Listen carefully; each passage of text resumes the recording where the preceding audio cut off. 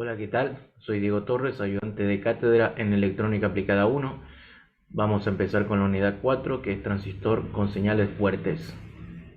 Cuando decimos transistor estamos generalizando, ya que vamos a hablar tanto de FET como de BJT. Vamos a empezar con la parte A, que es amplificadores de potencia, donde vamos a introducir conceptos básicos, es decir, generalidades.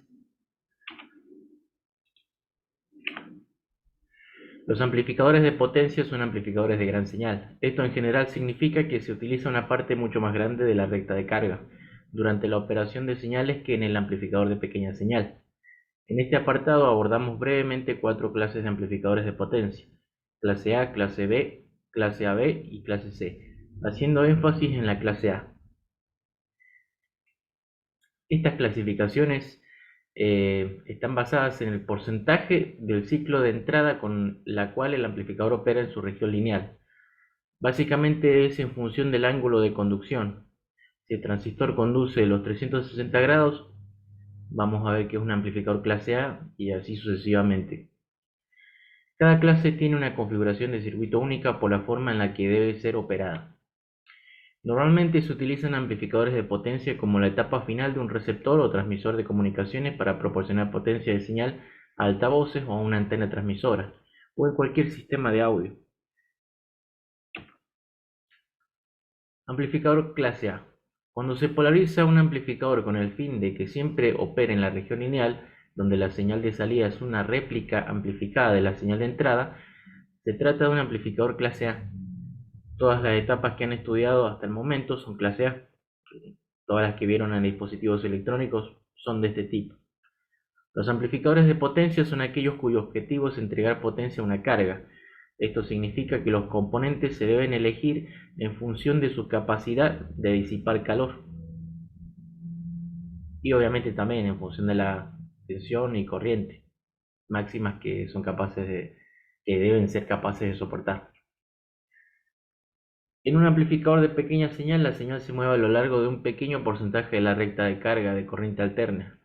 Cuando la señal de salida es más grande, se aproxima a los límites de la recta de carga dinámica, el amplificador es uno de gran señal. Tanto los amplificadores de gran señal como de pequeña señal se consideran clase A si operan en la región lineal en todo momento, como se ilustra en la figura.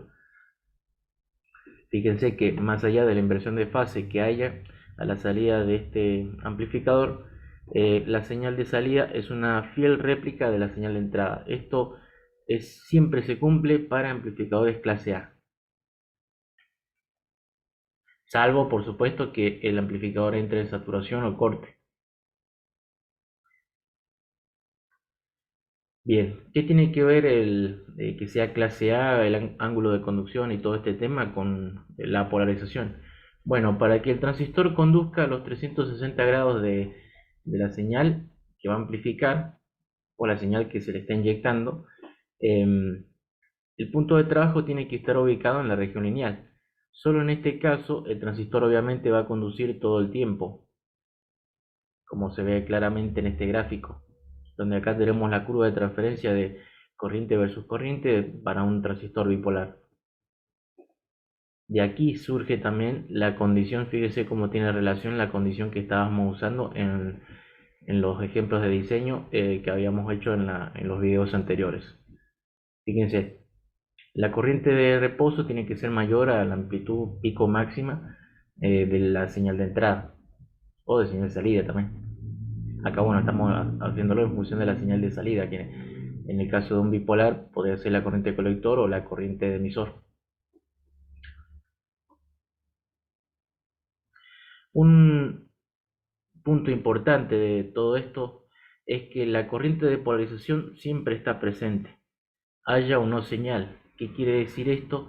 Que si no hay señal, es decir, que si por ejemplo en este caso IB fuese cero, IB de señal por supuesto, eh, el transistor aún así tendría esta corriente de polarización circulando a través de él y por lo tanto habría hay una disipación de potencia, incluso sin señal. Esto atenta contra otro factor importante que es el rendimiento, del cual vamos a ir hablando de forma paulatina.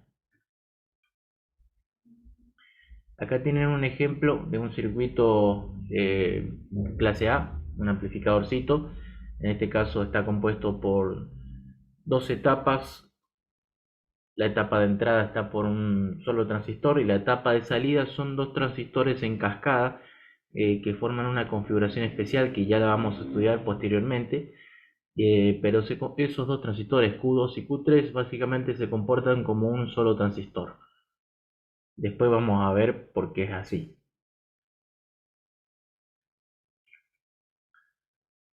Bien, cuando un amplificador se polariza en corte, de modo para operar en la región lineal durante 180 grados del ciclo de entrada y está en corte durante 180 grados, es un amplificador clase B. ¿Qué quiere decir esto? Y que, por ejemplo, si nosotros tenemos la recta de carga, viéndolo desde el lado de la salida, por ejemplo en un emisor común, tendríamos algo así.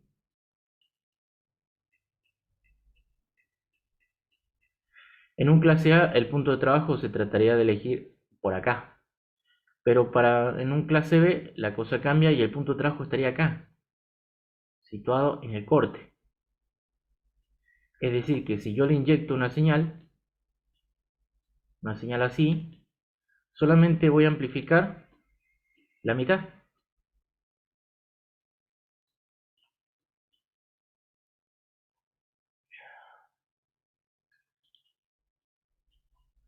Solamente voy a amplificar la mitad.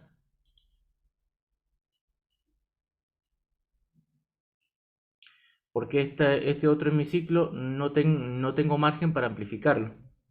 Entonces acá sería cero. Parecería como si fuese un rectificador, lo cual se ve acá en la figura de abajo, fíjense. O sea, este amplificador, clase B, solamente amplifica uno de los hemiciclos. ¿Podría haber sido el negativo? Sí, dependiendo de cómo se polarice el transistor o bueno, el circuito, podría haber sido el hemiciclo negativo. Pero en definitiva, solamente el dispositivo activo, que podría ser el transistor, conduce solo 180 grados. En el tiempo que resta permanece cortado, por eso no hay señal.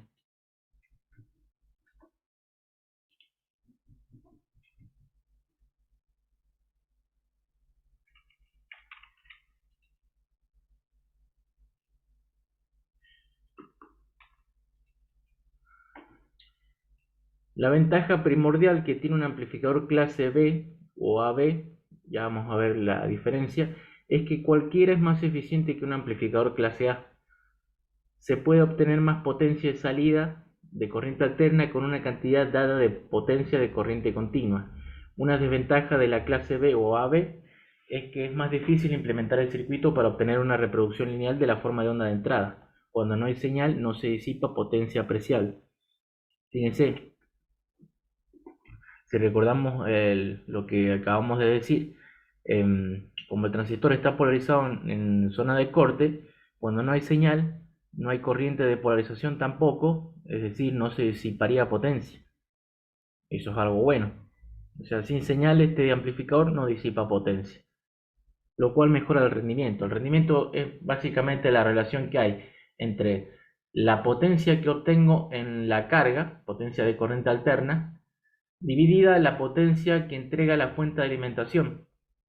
Idealmente nosotros quisiéramos que esa relación valga 1, lo cual implicaría que toda la potencia que entrega la fuente de alimentación se convierte en potencia de señal sobre la carga. La realidad es que eso no sucede, entonces esa relación es menor a 1 y tiene cuánta potencia llega a la carga, tiene que ver si el amplificador es clase A, B, C, etcétera, y también la circuitería del amplificador.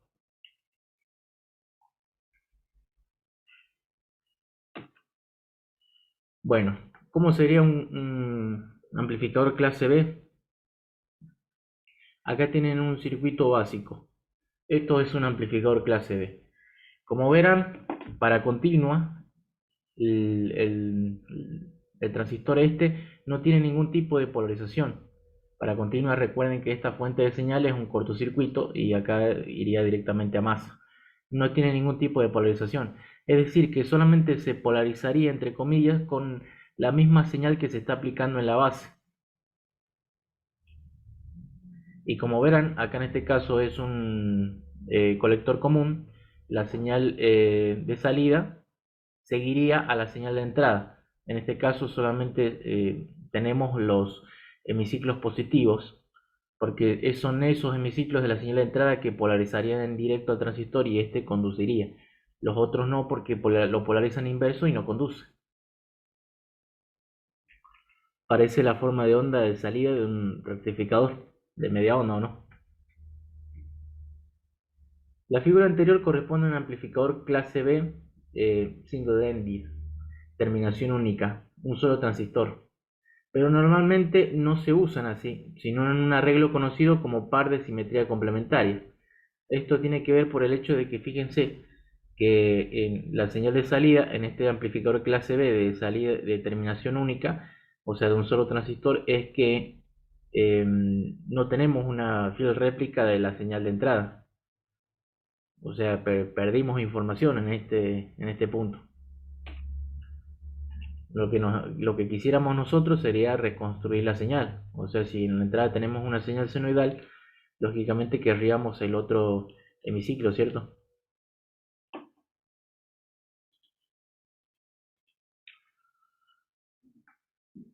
Esto se debe a la necesidad de reconstruir la señal de entrada y así obtenerla en su versión amplificada y completa, ya que de otro modo la distorsión de un clase B de terminación única es evidente que es mucha.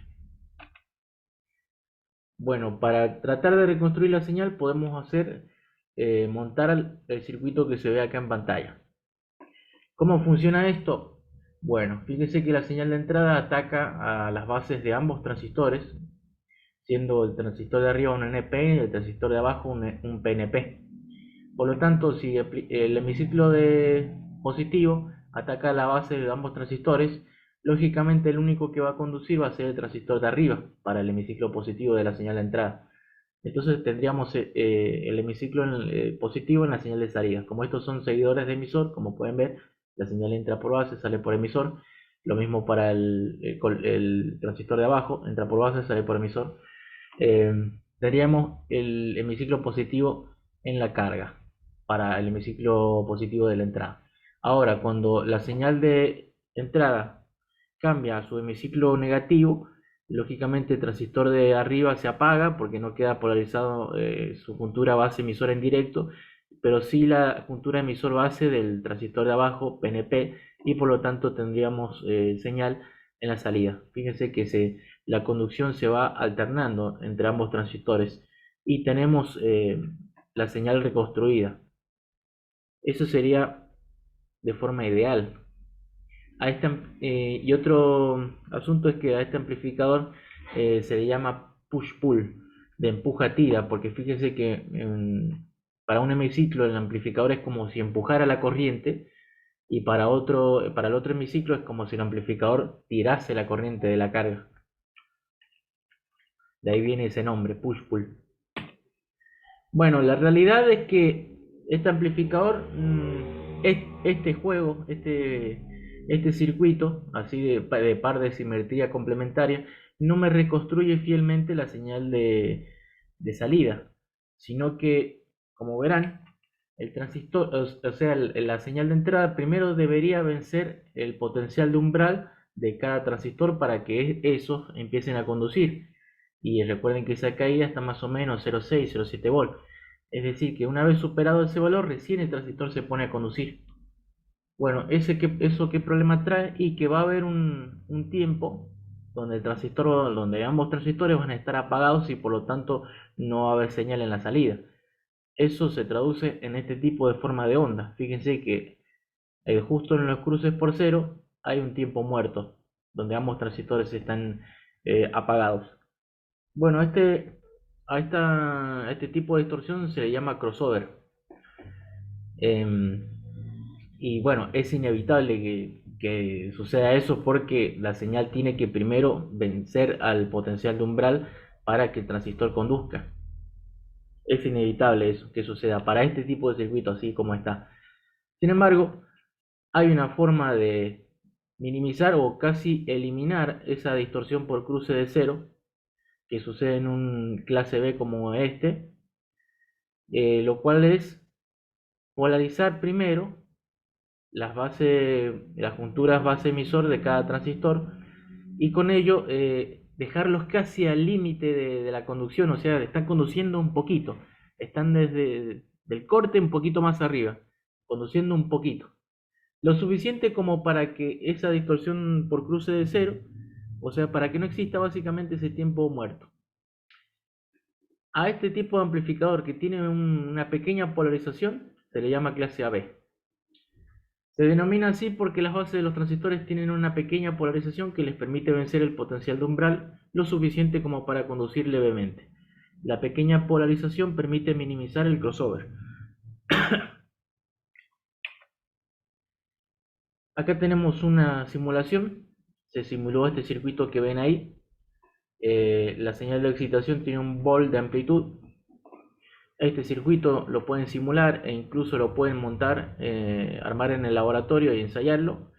Fíjense que está hecho con transistores comunes. Acá tenemos el S548 archiconocido y este otro que está abajo es su par complementario. Es importante que sean complementarios porque así ambos conducen lo mismo, porque si las betas fuesen muy distintas, un transistor estaría más exigido que el otro.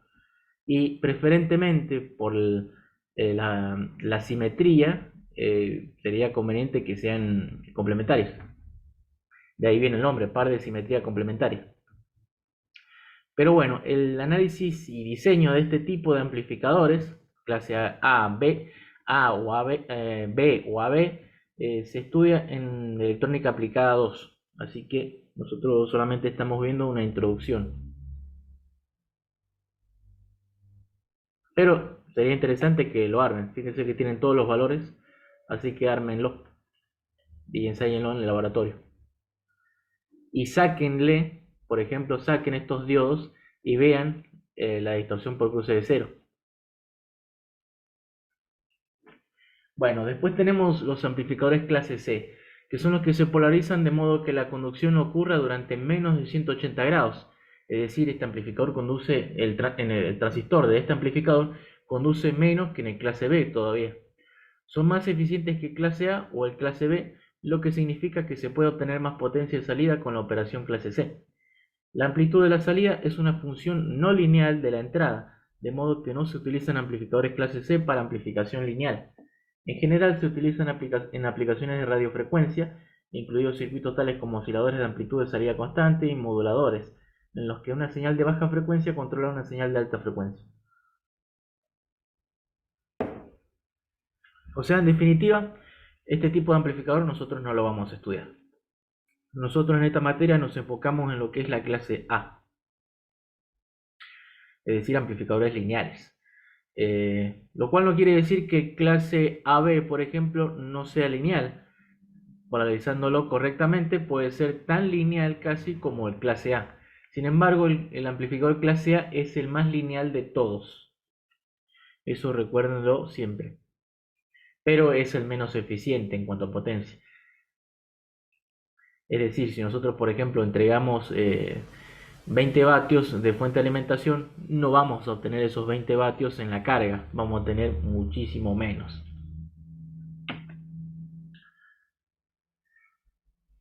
Bueno, ¿cuál sería el esquema básico de un amplificador clase C? Uno como el que se ve en pantalla. Fíjense que en este caso el transistor, que está en emisor común ahora, tiene una polarización negativa en la base aplicada adrede para sí o sí forzar a que conduzca menos de 180 grados. O sea, estamos forzando a que conduzca menos de eso. O sea, primero la señal de entrada debería vencer no solamente a la tensión de umbral del transistor, sino también a la polarización negativa que tiene aplicada la base, para que recién este empiece a conducir. Las formas de onda serían las que se ven ahí.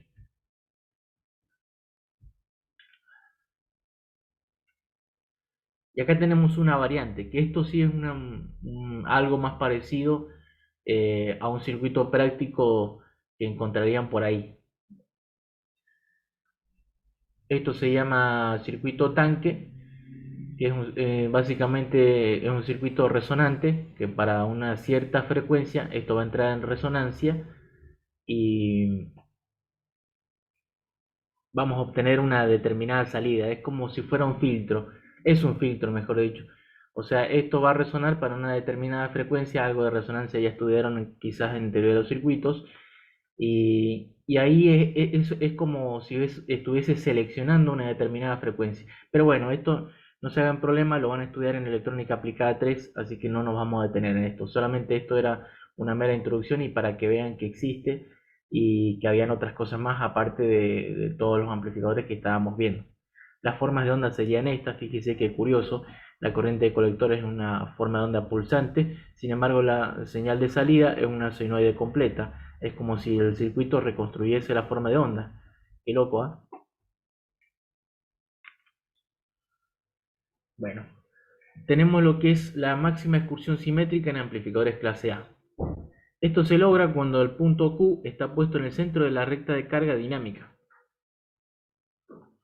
O sea, solamente en esa posición vamos a obtener la misma excursión tanto para arriba o hacia abajo del nivel de cero de la señal. Si el punto Q estuviese más a la derecha, tendríamos mucho margen para uno de los hemiciclos, pero para el otro estaríamos más acotados. Lo mismo si fuese para el lado izquierdo, sucedería lo mismo, pero al revés.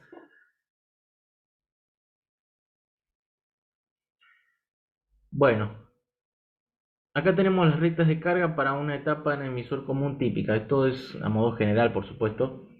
Normalmente para las etapas en emisor, en las etapas amplificadoras que estudiamos nosotros o diseñamos, resulta que la recta de carga dinámica tiene mayor pendiente que la recta de carga estática, por eso se ve así la figura. Ahora vamos a ver cómo se hace para diseñar el punto Q en el centro de la recta de carga dinámica, es decir, cómo hacemos para que se ubique ahí, justo en el medio, considerando por supuesto también las no idealidades del transistor, es decir, que el transistor tiene zona de saturación y tiene zona de corte. Bueno, vamos a suponer que la corriente de la saturación inversa es cero, por lo tanto casi que no existe el corte, lo cual es bastante razonable dado que el valor de IC0 es muy pequeño, está en el orden de los cientos de nanoamperes a unos cuantos microamperes, y si la corriente de polarización va a estar en el orden de los miliamperes o más, ese valor es totalmente despreciable, el valor este de IC0 o ICO. Bueno, si nosotros queremos máxima excursión simétrica, deberíamos, contemplando por supuesto la zona de saturación, deberíamos hacer que esta distancia en tensión sea igual a esta otra. ¿Cuánto vale esta distancia en tensión, la del lado izquierdo? Y bueno, vale BCQ menos la tensión de saturación. ¿Cuánto vale esta otra distancia? Esto, bueno, se saca por análisis de recta de carga dinámica. Vamos a ver que sería el punto de tensión colector emisor neto máximo menos la BCQ. Esa es la condición que tenemos que lograr.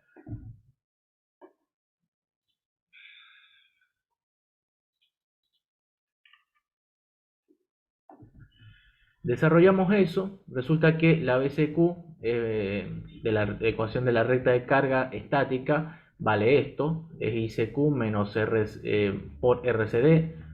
Eh, O sea, la tensión colector emisor en realidad es BCC menos ICQ por RCD. Y después del otro lado, ese punto de esa distancia que hay del lado derecho, acá esta distancia vale ICQ por RCA. RCA es la resistencia que se ve en corriente alterna, la resistencia de la malla de salida en corriente alterna. Esta es la resistencia de la malla de salida en corriente continua. Bueno, resolviendo esto, nos queda esta expresión.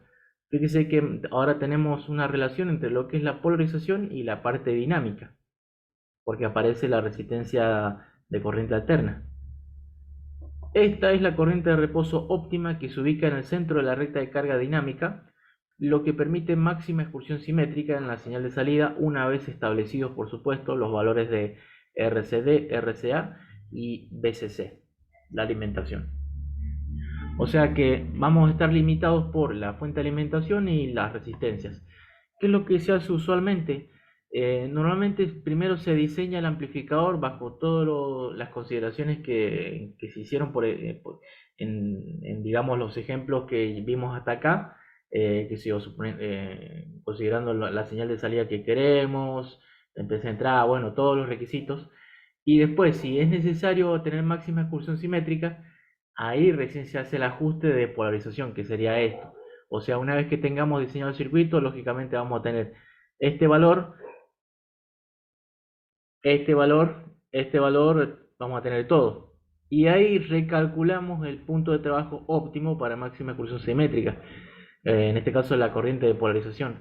Y de ahí obviamente ajustamos, por ejemplo, las resistencias de base, si estuviéramos haciendo con un bipolar, o resistencias de puerta, si fuese un transitor de efecto de campo. Lógicamente acá va a cambiar un poco porque acá ya no va a aparecer este parámetro para el bipolar, lo consideramos prácticamente constante a la tensión de saturación.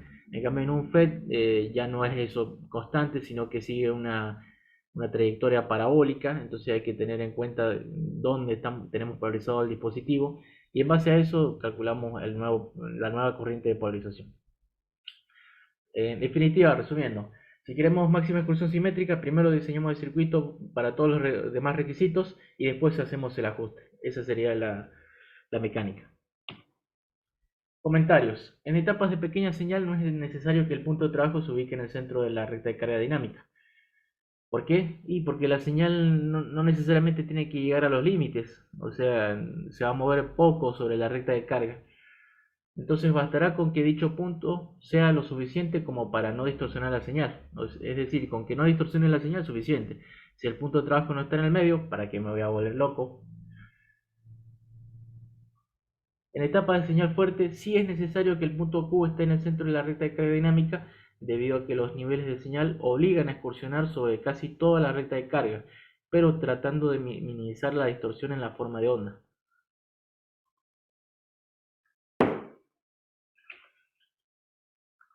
Bueno, como estamos hablando de amplificadores de potencia, lógicamente los transistores de estos amplificadores van a tener que manejar grandes niveles de tensión y de corriente. Por lo tanto, es necesario hablar de dispositivos de potencia.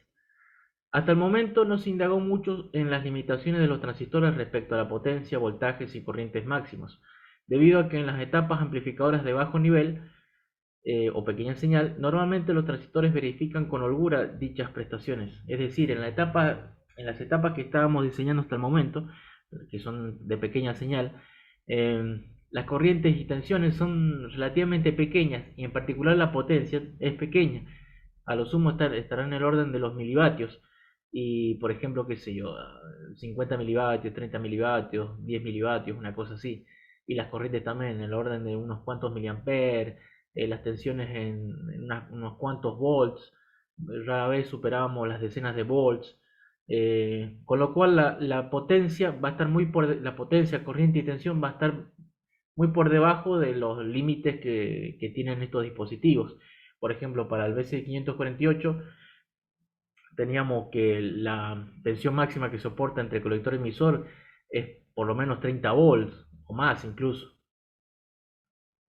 Y nosotros no vamos a tener una BCQ de 30 volts.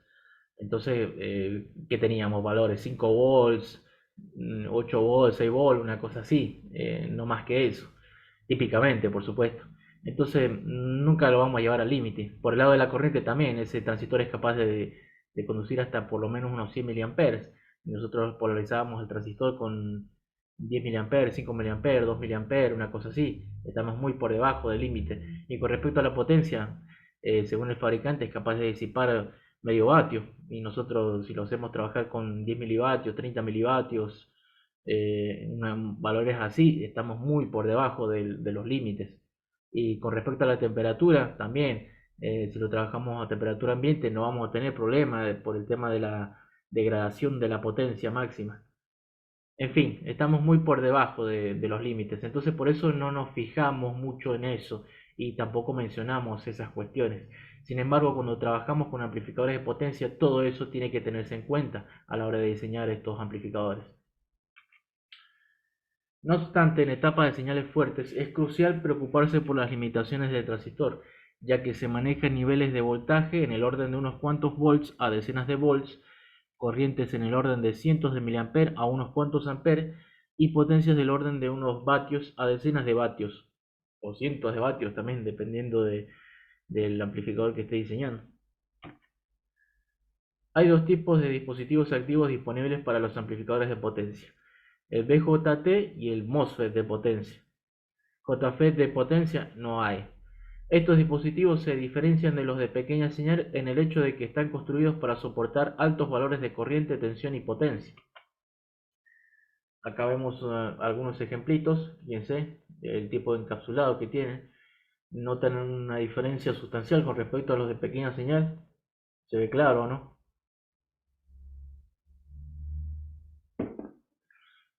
Fíjense que estos dispositivos eh, tienen una aleta o una carcasa que está preparada para adjuntarse junto a un elemento aparte metálico que se llama disipador, que les permite, valga la redundancia, disipar el calor en exceso.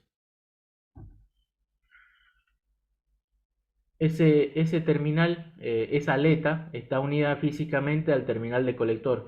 ¿Por qué al de colector y no al de emisor o al de base? Y porque el terminal de colector, la juntura de colector, si por ejemplo hablamos de un transistor bipolar, es la juntura que más sufre de potencia, de disipación de potencia. Es la que prácticamente disipa todo o maneja todo el grueso de potencia. En un transistor unipolar sería el drenaje, el equivalente. Bueno, acá tenemos una comparativa entre las características y valores máximos de un bipolar de pequeña señal y uno de potencia. Por ejemplo, tenemos el clásico 2N2222. Fíjense que la potencia máxima que es capaz de disipar es 1.8 vatios. Y este valor ustedes dirán, pero no me salía eso en el manual. Lo que pasa es que esto está referido a la versión metálica de este dispositivo. Ustedes que quizás habrán trabajado más con el encapsulado de plástico. Bueno, ese encapsulado de plástico es capaz de disipar menos potencia. Y después tenemos un bipolar de potencia que es lo N3055, que es de este tipo. Tiene este encapsulado que se denomina TO3. Bueno, fíjese la diferencia en cuanto a capacidad de potencia que tiene un dispositivo y otro. Y con las corrientes también. En definitiva, con todo.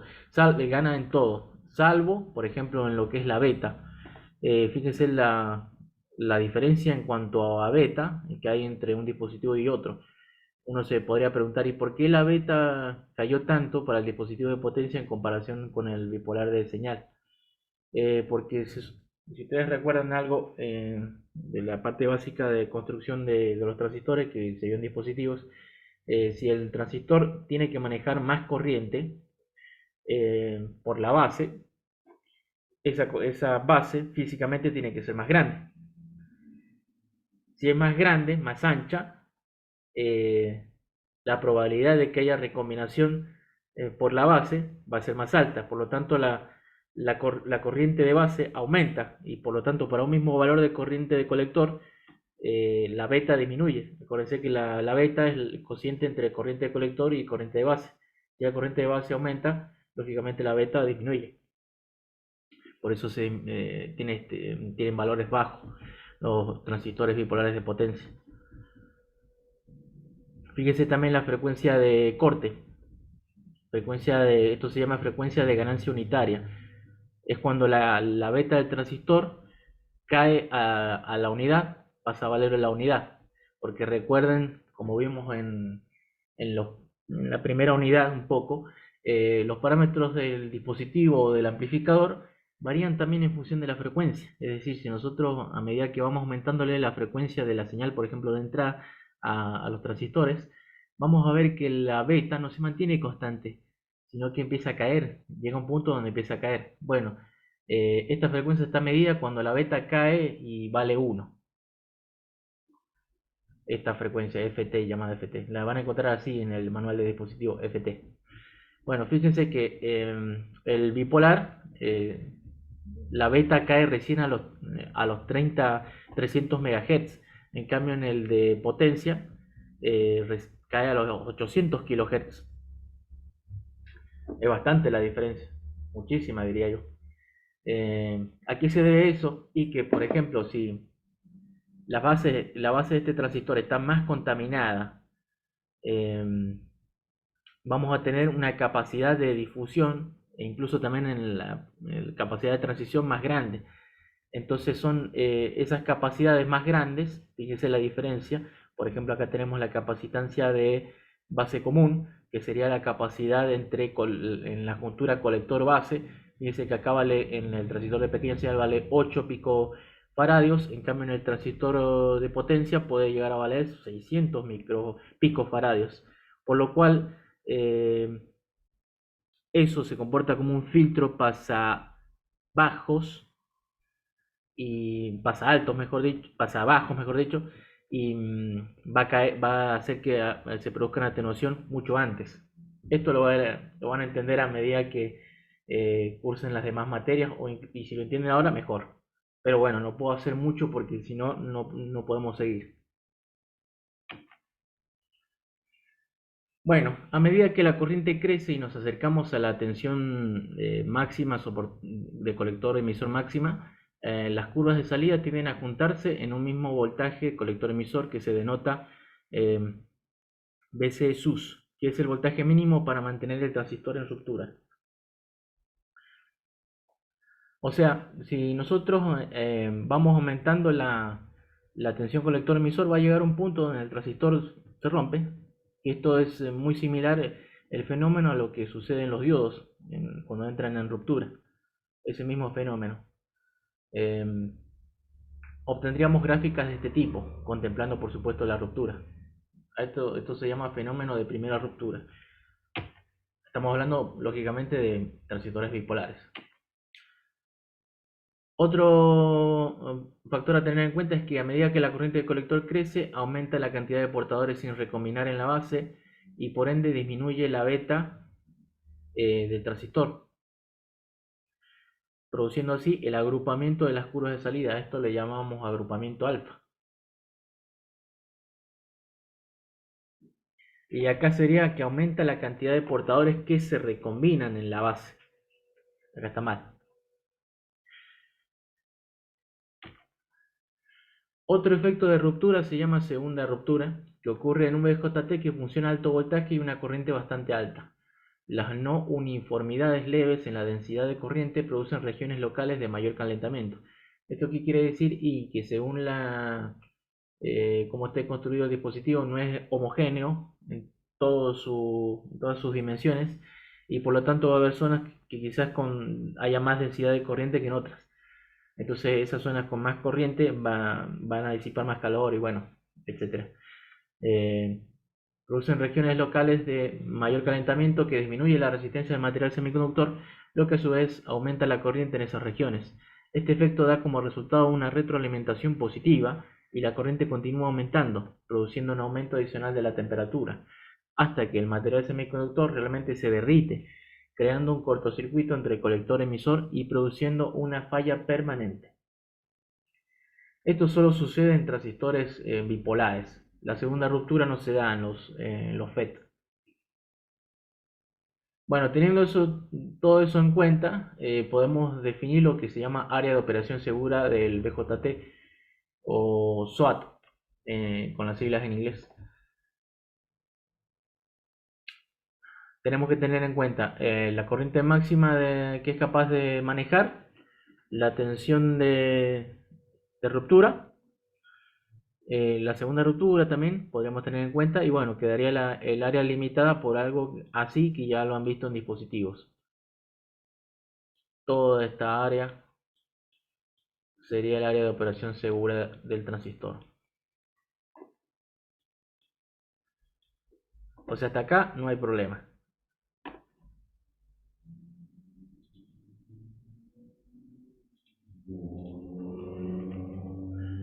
Comentarios. Los bipolares de potencia tienen menores valores de beta. Esto es particularmente cierto para corrientes elevadas. No es raro que beta tenga un valor cercano a 10 en un BJT de potencia. Las capacidades parásitas del bipolar de potencia son mayores porque es necesaria una mayor área de unión para permitir una disipación de potencia elevada. La frecuencia de transición Ft tiende a ser mucho menor en los dispositivos de potencia. La corriente inversa de fugas de la unión colector-base es mayor en los dispositivos de potencia.